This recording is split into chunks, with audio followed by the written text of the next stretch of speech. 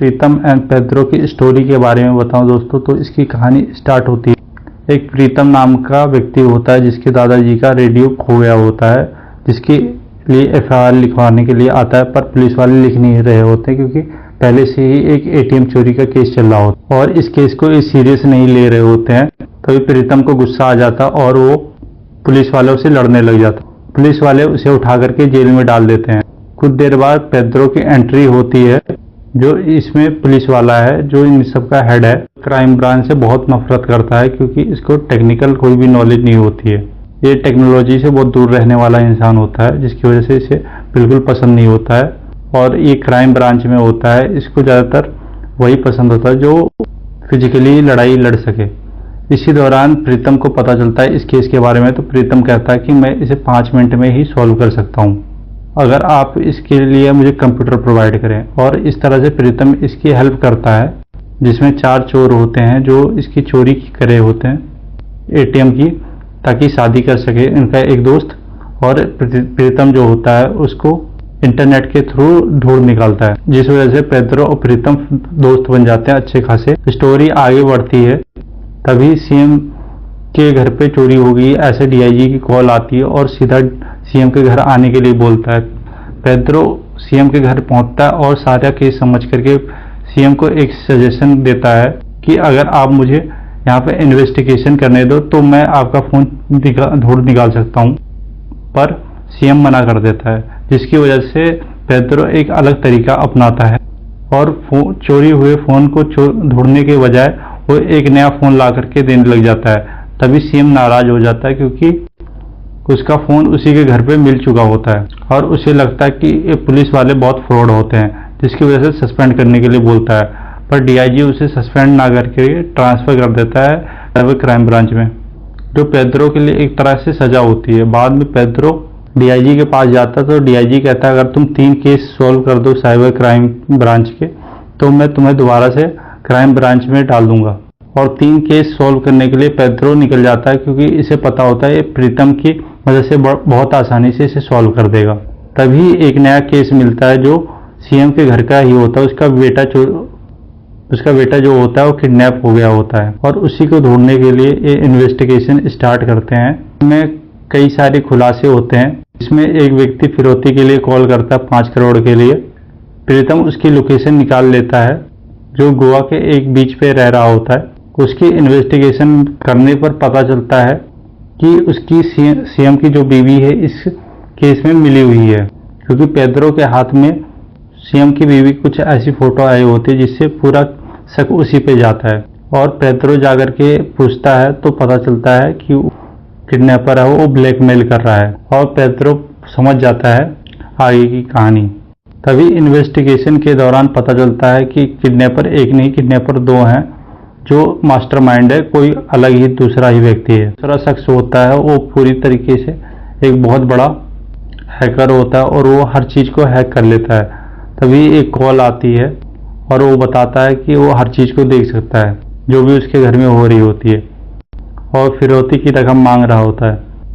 तभी किसी तरह से प्रीतम पता लगा लेता है कि ये आसपास देख नहीं रहा होता है, ये किसी तरीके से हैक कर रखा है, हर जगह को इसने वाईफाई के थ्रू ही देख रहा है। और तभी जो सीएम का बेटा होता है विनय, उसका लैपटॉप हाथ में लगता है और उसको पता चलता है कि वो काफ़ी टाइम से ब्लू व्हेल गेम खेल रहा होता है, जिसकी वजह से हैकर ने उसको काफ़ी आसानी से किडनैप करा, जिसकी वजह से विनय खुद ही किडनैप हो गया क्योंकि उसको ये सब एक गेम लग रहा होता है। तभी जब वो ब्लू व्हेल गेम ऑन करता है तभी दूसरा शख्स इसकी फोटो देख करके इसका असली नाम बोलता है, जो इसका नाम प्रीतम का कबीर होता है। इस नाम को सुनने के बाद प्रीतम शॉक हो जाता है और उसको बहुत पुराना इंसिडेंट याद आता है, जिसकी पूरी आइडेंटिटी चेंज करके एक अलग ही इंसान बना होता है, एक सेल्समैन बन के जिंदगी बिता रहा होता है इसी वजह से, जबकि ये बहुत बड़ा टेक जीनियस होता है। प्रीतम भाग करके अपने घर जाता है और अपने दादाजी से मिलता है और देख करके खुश हो जाता है कि उसके दादाजी सुरक्षित हैं। तभी कोई आदमी आता और उसके घर पे एक गिफ्ट बॉक्स फेंक करके जाता है, जिसमें एक पेन ड्राइव होती है, जिसमें एक वॉइस होती है और उसे एक हॉस्पिटल आने के लिए बोलती है। और वो जब हॉस्पिटल पहुंचता है तो उसे पता चलता है कि बहुत साल पहले जो उसकी प्रोफेसर की बीवी है वो कोमा में चली गई है और वो हॉस्पिटल में एडमिट है। उसे देख करके प्रीतम रोने लग जाता है और जब बाहर आता है तब पेड्रो भी उसका बाहर ही इंतजार कर रहा होता है और पूछने लग जाता है कि क्या कहानी है।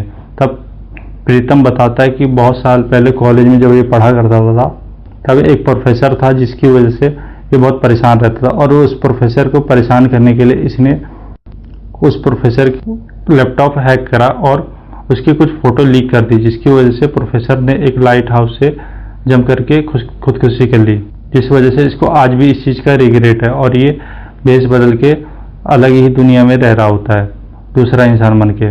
और पेड्रो कहता है कि अब खुद को माफ़ कर देना चाहिए क्योंकि इतने टाइम से तुम इस गलती के लिए काफ़ी रिग्रेट कर रहे हो। तभी पेड्रो पूछता है कि तुम्हें यहाँ पे किसी ने बुलाया, तब बताता है कि किसी ने ऐसे बुलाया। तो कहता है कि कोई तो तुम्हें है जो तुमसे बदला लेना चाहता है, क्या तुमने कभी प्रोफेसर के परिवार के बारे में पता करने की कोशिश करी? तब वो पता करने की कोशिश करता है, तभी उसे पता चलता है कि उस प्रोफेसर का एक बेटा भी होता है मार्टिन नाम, जो एक बहुत बड़ा टेक जीनियस होता है वो भी। और पता चलता है कि मार्टिन इसके पीछे पड़ा है। और जब पैसे अरेंज हो जाते हैं तो ये जब रेडी हो रहे होते हैं तभी कॉल आती है मार्टिन की और मार्टिन बोलता है ये पैसे प्रीतम लेकर के आएगा।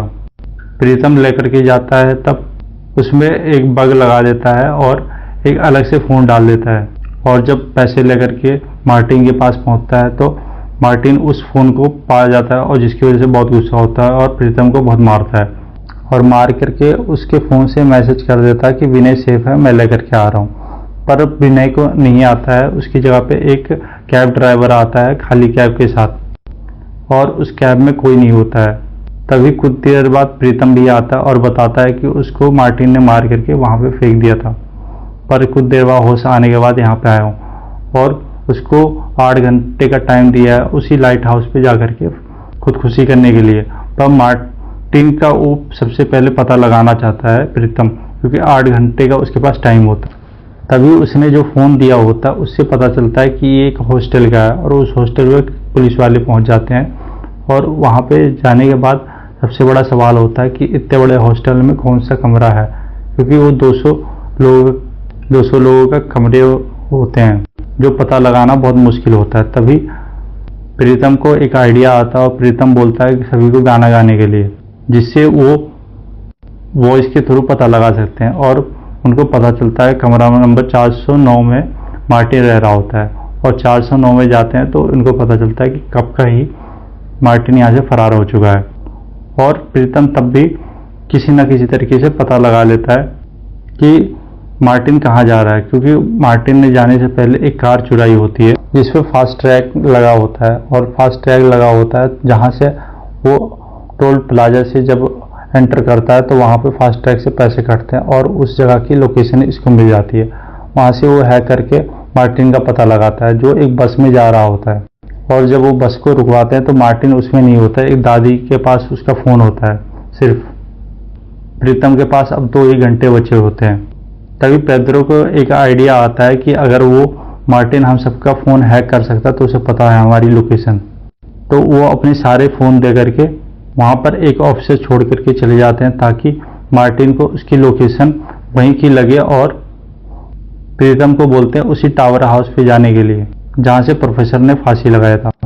तभी प्रीतम को एक बात खटक रही होती कि ब्लू व्हेल के जो टास्क होते हैं वो काफ़ी सारे सर्वाइवल के लिए होते हैं, जिसकी वजह से वो पेड्रो से काफ़ी सारी बातें करता है जिससे पता चलता है कि हो सकता है विनय कभी किडनैप हुआ ही ना हो सकता है उसी घर में हो। तभी उसको एक आइडिया आता है कि हो सकता है वो टंकी में हो। तभी वो एक ऑफिसर को कॉल करता है और विनय टंकी में ही मिल जाता है। जब वो लाइट हाउस पे चढ़ रहा होता है प्रीतम तो वहीं पे ही मार्टिन इसका वेट कर रहा होता है और इन दोनों के बीच में फाइट स्टार्ट हो जाती है। तभी पेड्रो देखता है कि ये ऊपर लड़ रहे होते हैं और पेड्रो आकर के मार्टिन को पकड़ लेता है, पर जो अपना प्रीतम होता है वो बोलता है कि ये मार्टिन नहीं है, कोई दूसरा ही व्यक्ति है जिससे मेरी लड़ाई हो गई। और मार्टिन इसी के साथ चला जाता है और काफ़ी हैरान होता है कि ये चाहता तो सारा बदला एक साथ ले सकता था पूरी ज़िंदगी का, पर इसने बदला नहीं लिया।